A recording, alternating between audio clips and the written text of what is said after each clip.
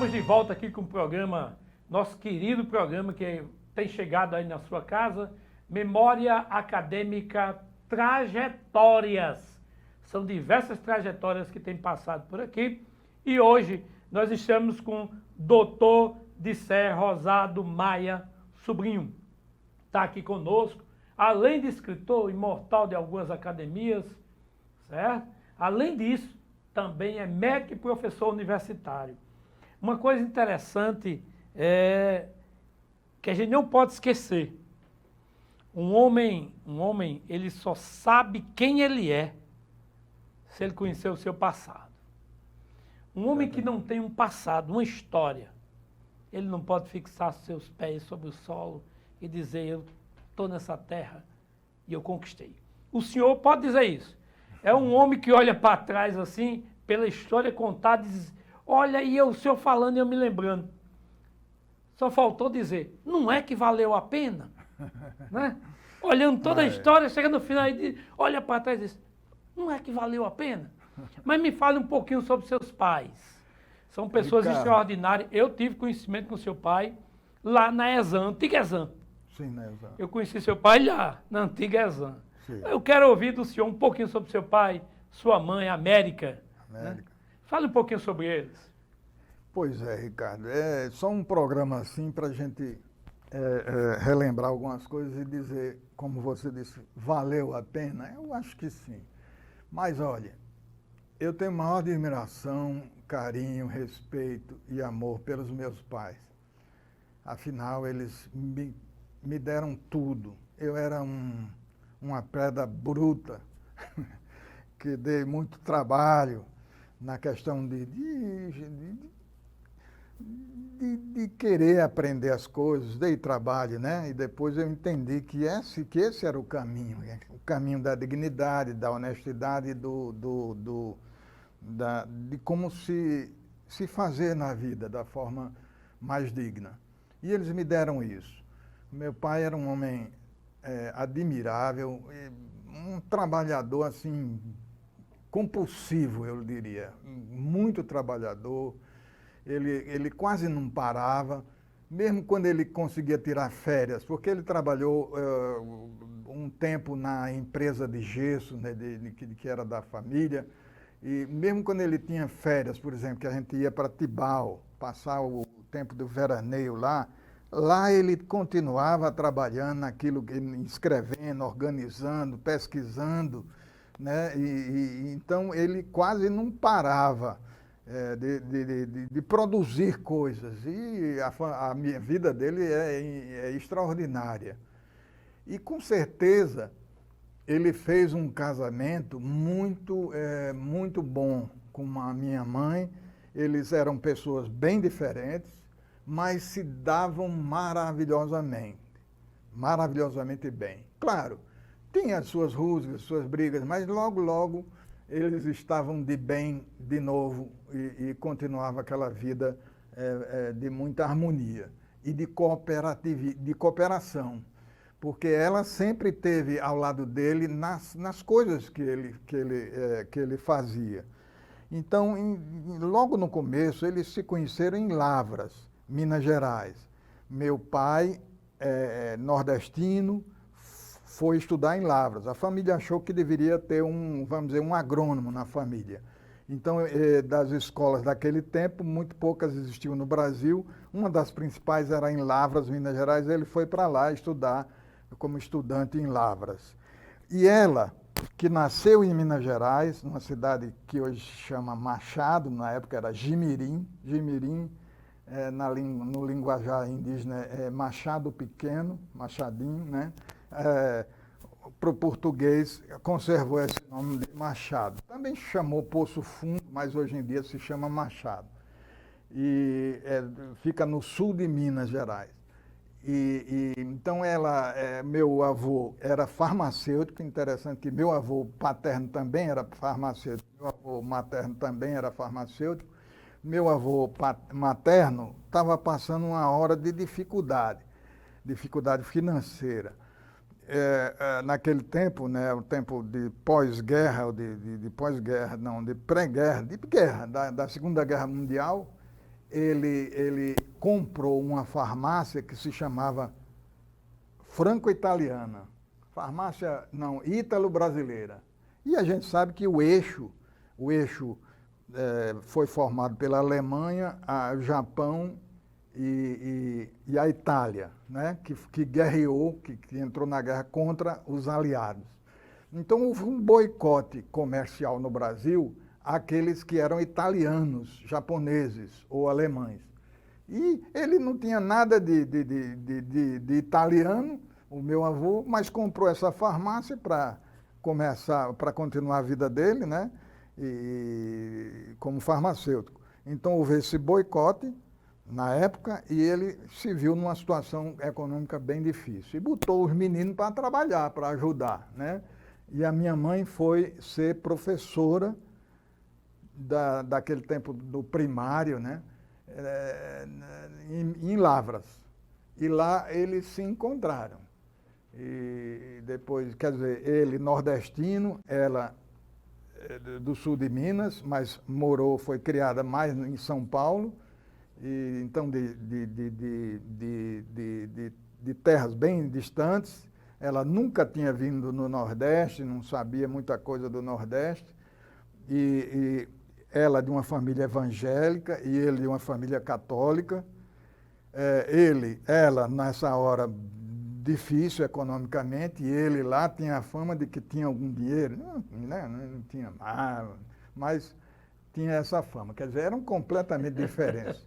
Mas começaram a namorar em Lavras, eles descrevem com muito carinho e amor esses primeiros encontros, numa praça lá de Lavras, que tinha muitos ipês amarelos, ipês roxos, ipês de várias cores, e às vezes ouviam do banco da praça onde estavam namorando, era perto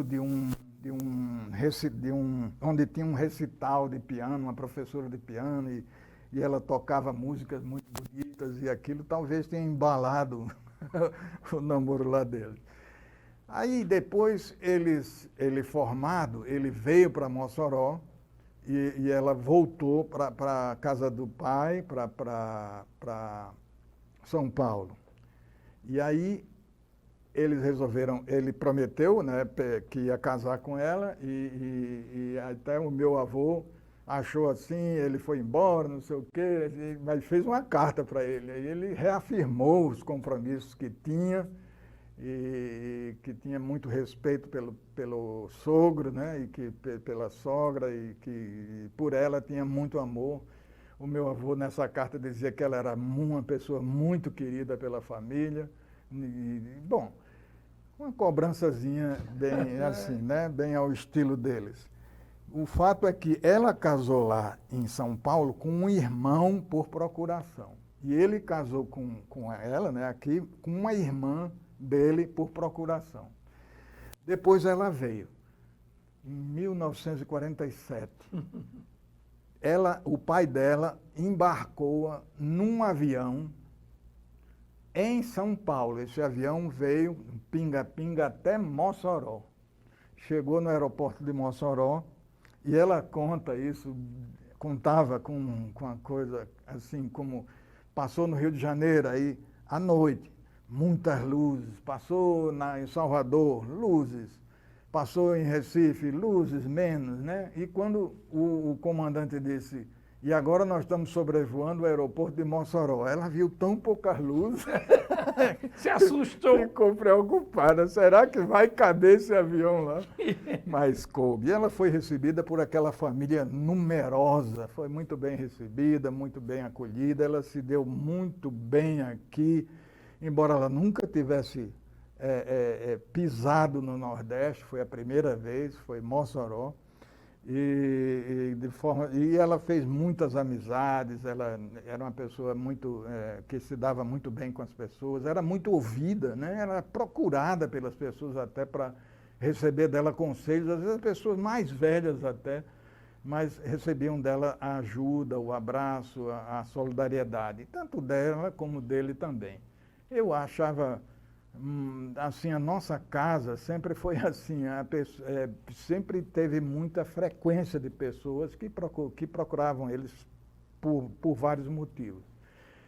eles puderam ajudar muitas pessoas de formas muito diferentes.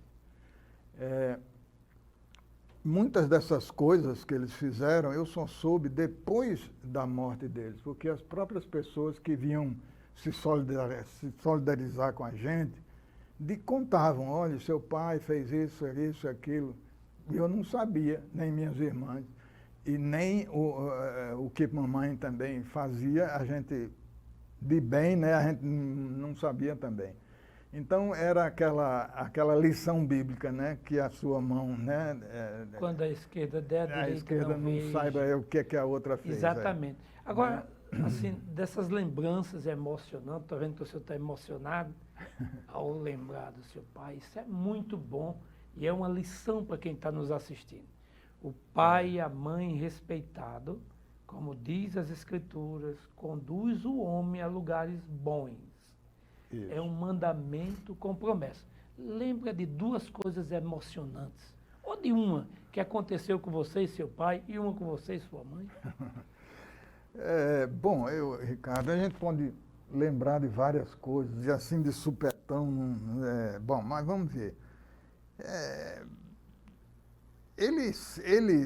Eu falei que ele era uma pessoa muito trabalhadora, muito dinâmico, ele fazia muitas coisas, mas ele nunca deixou de nos acompanhar, de estar perto da gente. Eu me lembro, por exemplo, que eu fiz vestibular e ele conseguia deixar tudo e ir comigo, ir lá resolver questão de transporte, não sei o quê, alimentação e tudo, para que eu tivesse a exclusividade de poder estudar, de poder me concentrar, fazer as provas. Ele estava ali comigo. E não só nessas horas, mas nas horas mais difíceis que a gente teve, a gente viu.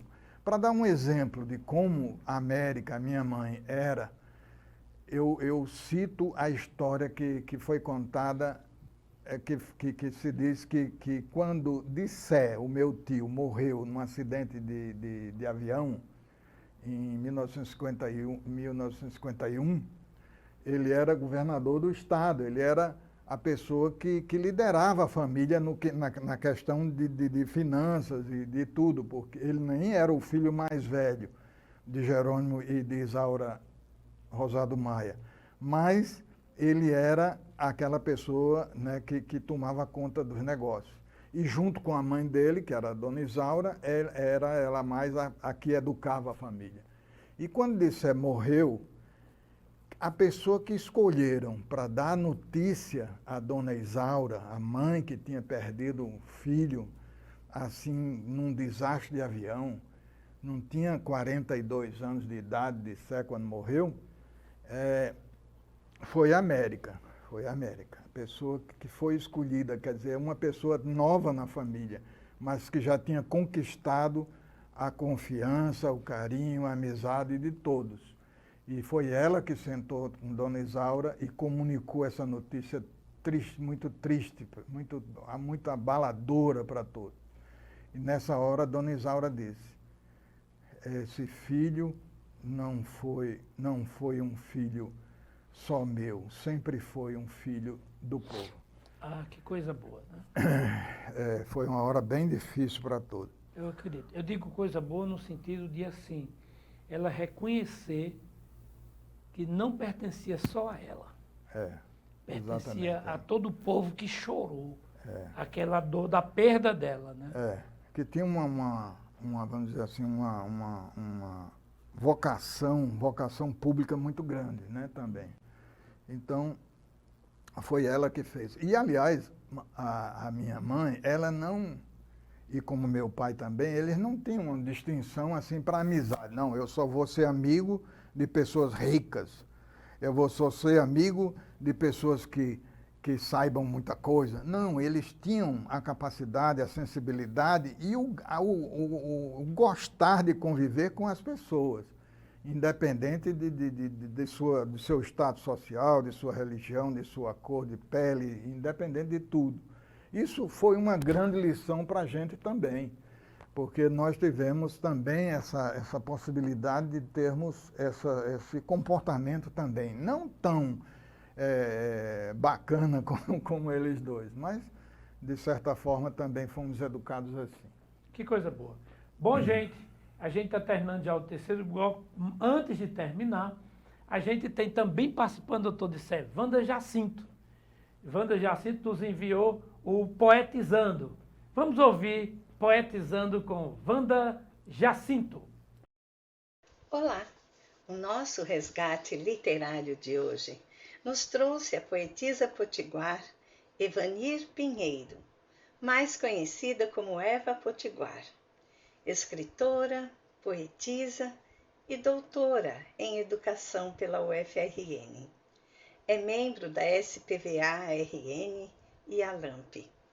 É membro imortal da Academia de Letras e Artes de Lisboa, Portugal, na LAP. É membro da Academia Luminescense de Letras, Artes e Ciências da França. Atua na área de formação de professores de pedagogia e de arte e educação. Suas principais publicações são, na poesia, Do Casulo à Borboleta, e na literatura infantil, Gatos de Versos. Tem publicações em dezenas de antologias. Recebeu diversos prêmios nacionais e internacionais. Sua prática se expressa por meio de espetáculos e performances teatrais, em saraus, recitais poéticos, com produções líricas e lúdicas, especialmente de caráter popular e indígena. E em um dos seus poemas, ela diz assim: Eu sou aquela que foi enterrada viva, mas que não deixou morrer os seus sonhos. Ressurgi das cinzas e redesenhei os meus planos. Venci montanhas de palavras secas e fortaleci os meus ramos. Hoje sou árvore florida, enterrada na relva, coberta por flores do campo. Poema Superação, da poetisa Eva Potiguar. Um bom dia para todos nós. Bom, gente, quero agradecer aí a Wanda Jacinto, né? O Poetizando, trazendo aqui hoje com a presença exclusiva. Está conosco aqui, Dr. Dissé Rosado Maia Sobrinho. Está conosco. Doutor Dissé, o senhor lançou alguns livros que eu citei aqui. Gil Desafinado, lançou também um Médico e o Carroceiro, vários outros, Mosaicos do Templo. Desses livros assim, livros são filhos, de um modo geral. São filhos. Eu tenho alguns livros e aí são filhos. Mas me diga uma coisa, desses assim, o que é que o senhor diz assim? Eu fiz esse livro e gostei dele. Claro que gostou de todos, mas isso é especial. Ricardo, eu não me considero um escritor, né? Assim, mas eu procurei reunir algumas coisas, tá lá no Mosaicos do Tempo, tem várias coisas sobre histórias da minha vida, da medicina ou em outras atividades que a gente exerceu. Então posso dizer que esse sim. Mas talvez, quem sabe, no futuro a gente possa ter um outro filho, como você disse, né? O livro é um filho da gente e possa julgá-lo melhor, né? Eu aproveito agora para agradecer a verdadeiros escritores, como a participação de Clóvis Vieira, com a participação de Wanda Jacinto, né, que tem uma sensibilidade e é uma poeta de mão cheia, né? Verdade. Isso mas enriquece a gente com a nossa alma. E é verdade. saber. Mas eu capturei um vídeo que o senhor fez chamado Ser Escritor. Eu capturei esse vídeo. E você vai ouvir em casa agora o vídeo com o Dr. Dissé. O que é ser escritor. Já que ele falou no livro, vamos ouvir o vídeo com o Dr. Dissé, Ser Escritor. O ser escritor. A primeira coisa que eu digo é que eu não sou realmente um escritor. Eu posso escrever, às vezes de uma forma torrencial e fácil, mas o mais das vezes ela vem de uma forma complicada, difícil, elaborada, sacrificada, para transmitir aquilo que é necessário. Eu fui muito influenciado pela vida intelectual e de escritor do meu pai, Vantan Rosado, minha mãe, América Fernandes Rosado. Eles procuraram nos estimular a ler e também a escrever. As primeiras leituras, aquelas leituras que nos motivaram mais, talvez tenham sido aquelas obras infantis de Monteiro Lobato, que nos encantaram. E depois, na vida, onde a gente precisa, no dizer do filósofo Francis Bacon, criar as oportunidades e não somente encontrá-las, é que nós procuramos exercer as nossas funções, quase sempre a de médico e agora, ultimamente, a de professor, é que nós buscamos, na tarefa de conduzir a coleção moçoroense, a Fundação Vantan Rosado, desde dos seus primeiros suspiros, há 25 anos atrás, exercer muito mais aquele papel de suporte, de estímulo a quem realmente sabe escrever, do que o de ser um escritor. Mas de forma que nesse dia eu saúdo a todos os escritores, sobretudo os nossos escritores moçoroenses. Muito obrigado.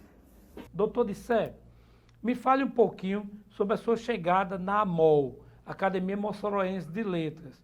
Eu tenho um assento lá na cadeira que foi de Sebastião Vasconcelos dos Santos. Muito bem. Sebastião eu conheci quando era menino, ali na 24 de julho. Sim. Conheci Sebastião lá. Grande nome. Era uma capacidade. Como foi sua chegada lá? Bom, eu tive a felicidade de ser eleito, né, na AMOL, e numa época, num aniversário muito importante da AMOL.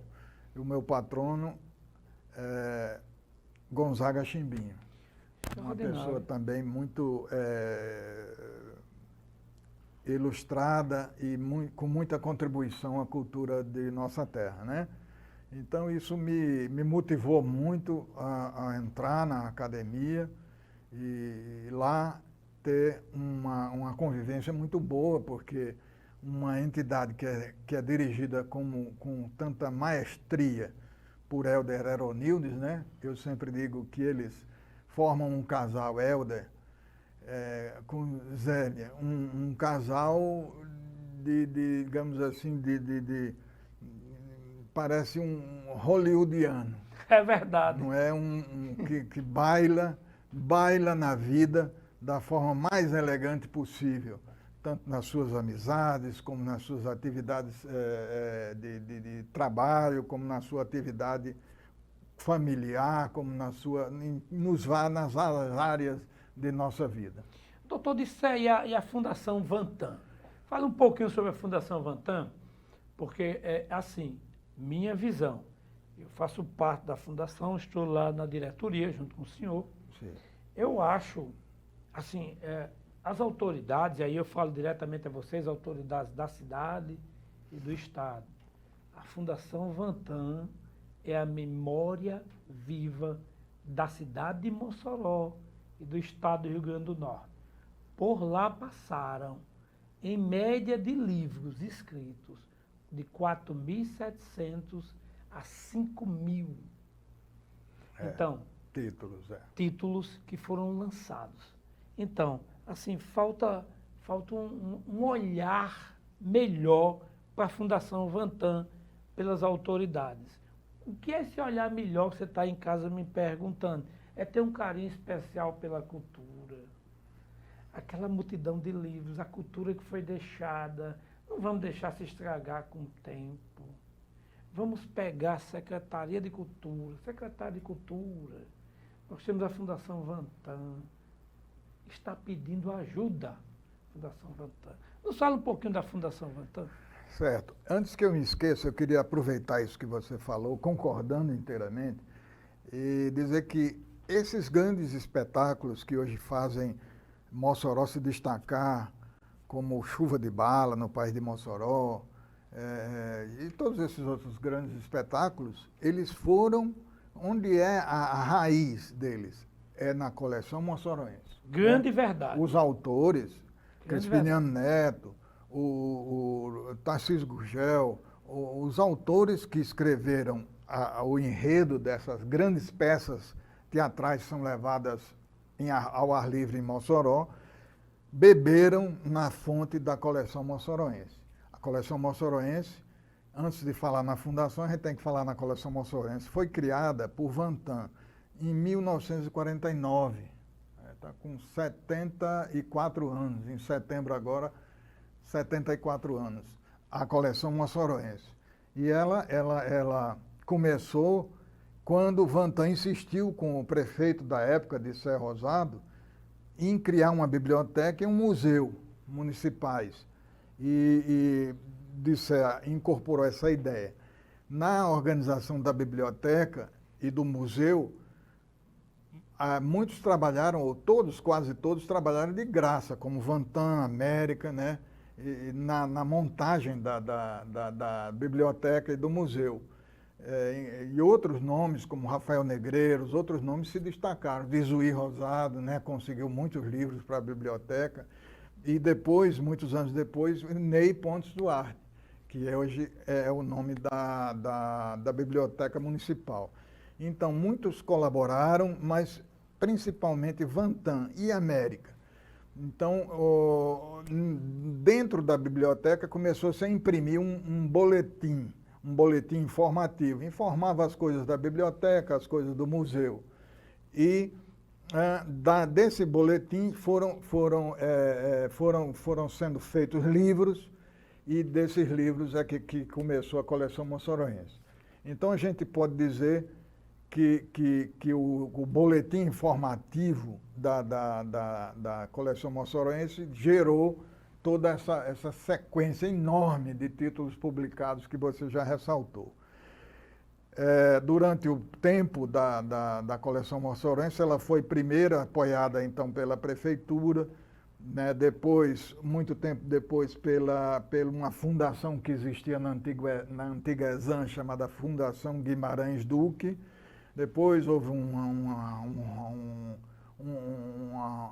rompimento, vamos dizer assim, dessa ajuda, e daí se criou a Fundação Vantan Rosado. Por ideia de América Fernandes Rosado Maia, se criou essa fundação.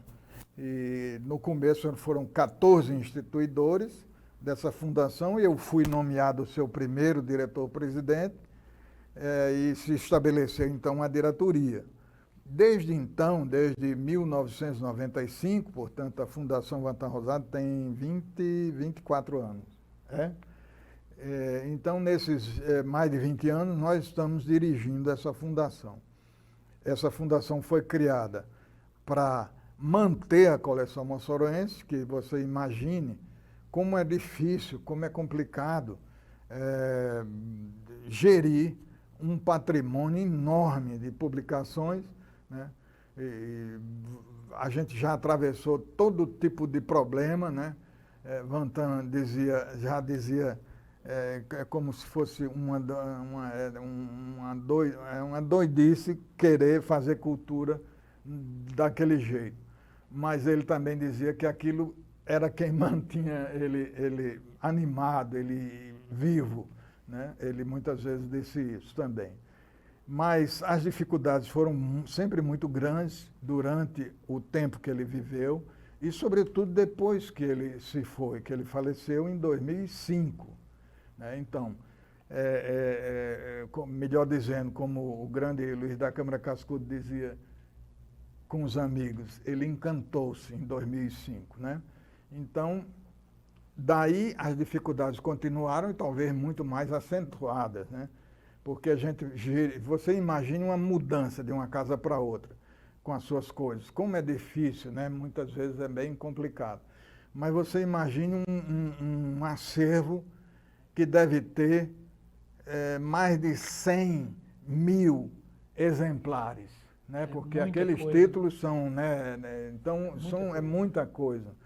Numa dessas vezes em que talvez fosse o final dessa coleção, talvez fosse mais fácil queimar aqueles livros em praça pública, ou doar uma padaria que tivesse forno a lenha. Chegou o professor Benedito Vasconcelos Mendes e conseguiu um espaço lá no Museu do Sertão, em Alagoinha, aqui no município de Mossoró, na zona rural de Mossoró, e doou um espaço lá para a gente acomodar esses livros. Esses livros eu só consegui trabalhador braçal para transportar de onde estava para lá. Então era assim, jogado. Então eles não tinham, por mais que eu falasse, menino, isso é precioso, não sei o quê, mas era como pedra, não sabe, jogado assim. E a gente teve que depois organizar lá nesse espaço que Benedito nos cedeu, graças a Deus, e botamos aqueles pallets, né, pallets, e acomodamos esses livros em cima dos pallets.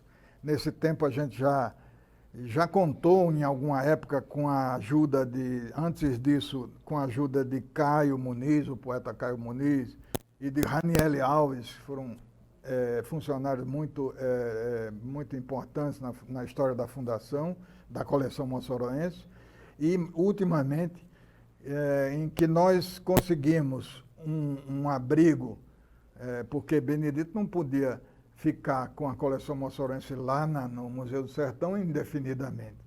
E nós, então, conseguimos um abrigo já com a secretária Isaura Amélia na Biblioteca Municipal de Mossoró, e que esse respaldo continuou e bem com o secretário Etevaldo Almeida e agora com o novo secretário de Cultura, e com a grande atuação do escritor e intelectual Heriberto Monteiro, é que nós estamos conseguindo, agora sim, organizar a coleção moçorense, título por título, e vendo o que nós conseguimos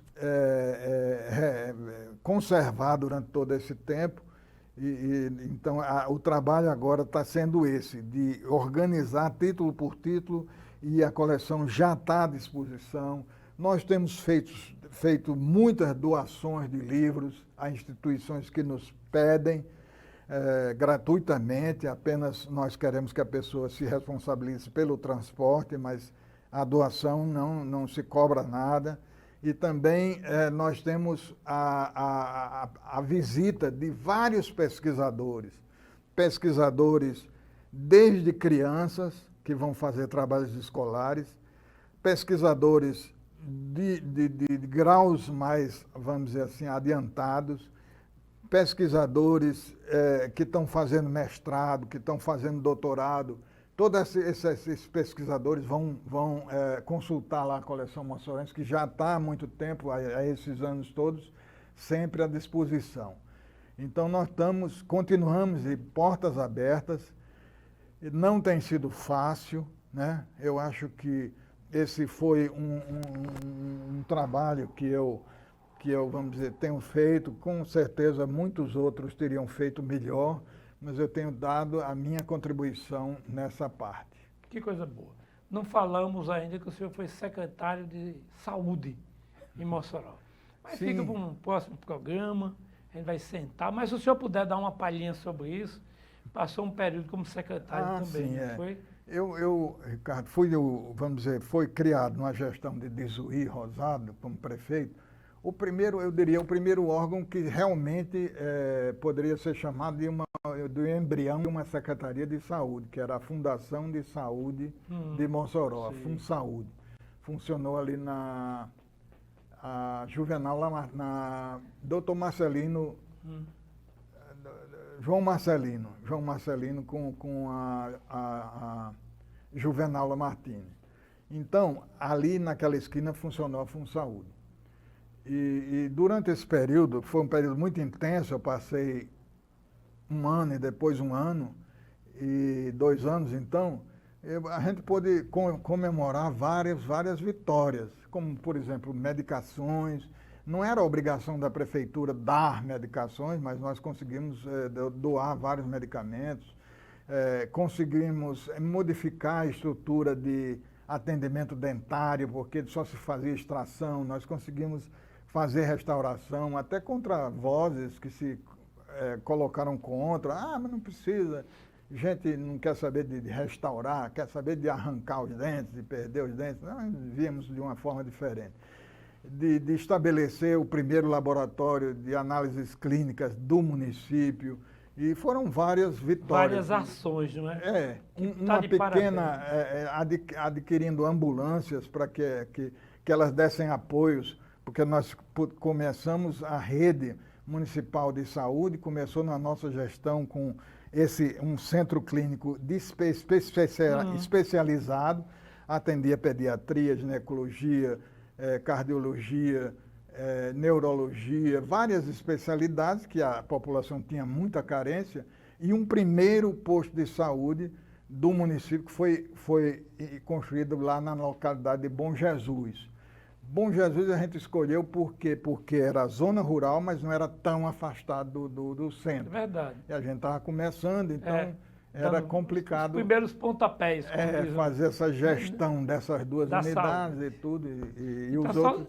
Aí os outros continuaram hoje, né? E hoje a rede municipal é isso se que estendeu. a gente sabe, né? Doutor Dissé, eu costumo fazer uma pergunta aqui a quem senta nessa cadeira junto comigo.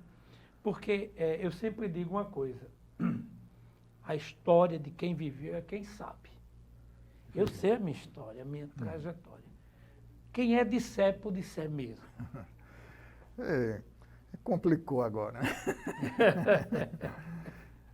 Eu procuro dar aquilo que eu recebi. Muito carinho, muito amor, muita consideração às pessoas que precisam de mim. Eu diria, eu procuro ajudar. Às vezes eu posso até atrapalhar, mas não é minha intenção atrapalhar. É procurar ajudar as pessoas que me procuram. E eu não sabia nunca que ia ser professor, mas talvez até pela inspiração dos meus pais, eu fiz um concurso em 2005 e entrei, 2008, melhor dizendo, 2008 e entrei na UERN, né, no curso de medicina. E lá os meus alunos, eu tenho dito isso, o bom médico, você quer ser médico, então seja, mas você tem que primar pela consideração às pessoas, pelo carinho, pelo sentimento de sentir o que a outra pessoa está sentindo. Empatia. Empatia, exatamente. E a resiliência, porque não é uma profissão fácil, você toda hora é desafiado pelo cansaço, pelo desconhecimento, pela descrença, né? Então é preciso força e coragem para seguir nessa profissão. Aliás, em qualquer profissão. Nós estamos chegando ao final do programa, eu lamento, o tempo é muito curto. Fique à vontade para as suas considerações finais. Eu queria agradecer muito a sua atenção. Eu sei que você teria muitas pessoas com muito mais capacidade, muito mais do que contar do que eu. Mas você me fez refletir de que valeu a pena. É verdade. A gente nunca, talvez não pare para pensar um pouco na nossa vida, fazer recordações. É um hábito muito bom que eu não tenho, às vezes eu já tive e não tenho, é anotar as coisas. Porque hoje eu fiz isso, fiz aquilo. Que aí depois você vai olhar e relembra essas coisas. Esse foi um programa que me permitiu também fazer essa releitura um pouco sobre aquilo que eu vivi. Muitas vezes a gente é incompreendido, como por exemplo uma época na prefeitura que eu passei como secretário, a gente pôde fornecer medicamentos a um pessoal que morava embaixo da ponte do Rio Mossoró. Eles estavam com a doença escabiose, sarna, coçava muito. Parece que não é urgente, mas tem a sarna, para você ver como é horrível. Coça mais à noite, você não consegue dormir. E nós, que somos médicos, às vezes pegamos as doenças porque nós nos aproximamos muito, nós apalpamos o paciente e tudo, né? Então, eu fui também criticado nessa hora, porque isso não é remédio de urgência. Lembro que naquela época não era obrigação da prefeitura doar remédio, mas nós fizemos o que achamos certo. E eu acho que é isso que a gente deve fazer, para que nós possamos dormir direito, com a consciência mais leve. Muito bem, doutor. Eu quero agradecer ao senhor ter estado aqui conosco, ter trazido as memórias. Isso é muito interessante. Muitas memórias. Me fez lembrar de Vantan, que eu conheci quando menino, me aproximei já quando adulto. Me fez lembrar de Vantan, através de Geraldo, de Rai Brito. Rai Brito, eu colecionava selo com Rai Brito. Eu colecionava com ele. Ele foi quem nos ensinou a colecionar selo, Rai Brito. Ele estava lá no museu. Ele foi diretor ali do museu. Foi Rai diretor. Brito. Aí, Rai Brito sempre aproximava os escritores dos meninos. Quer dizer, esses meninos aqui têm futuro. Um menino que lê selo, que olha. É uma pessoa extraordinária, Rai Brito. Guardo no meu coração. Pessoa fantástica. Aniversário de Rai Brito, dia 23 de abril. É verdade. E o seu foi dia 22 agora, não foi? Parabéns pelo seu aniversário. Obrigado. O de Raí Lopes, o de... Também. Célio Duarte, o fotógrafo. É verdade. 22 de abril. O meu primo, Dalton Rosado, também é do dia 22 de abril.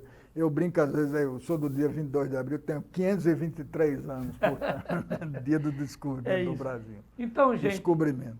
Então, gente, a gente está terminando o nosso programa. Bem, pessoal, está chegando já ao término do nosso programa, que é Memória Acadêmica Trajetória. A gente vai ficando por aqui. Eu sou o Ricardo Alfredo, agradeço a sua companhia e que você abriu a porta de sua casa para receber nossas conversas, nossas lembranças, a boa música. E fique bem, se cuide. Cuide de você, cuide de papai e de mamãe. Cuide de quem está próximo de você. Cuide da sua terra. É verdade, também da sua terra. A vida é muito passageira. E o bem que podemos fazer, não vamos deixá-lo de fazer. Porque, gente, olhe, aprenda a verdadeira lição. De tudo que aprendemos aqui, que levamos, só 3 coisas nos restará.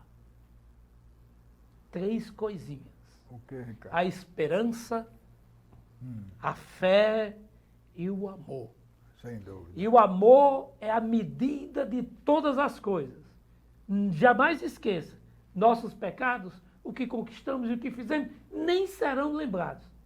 Seremos julgados pela ausência de amor que tivemos pelo nosso próximo. Ame alguém enquanto há vida. Agradeça a você e fique conosco até o próximo programa.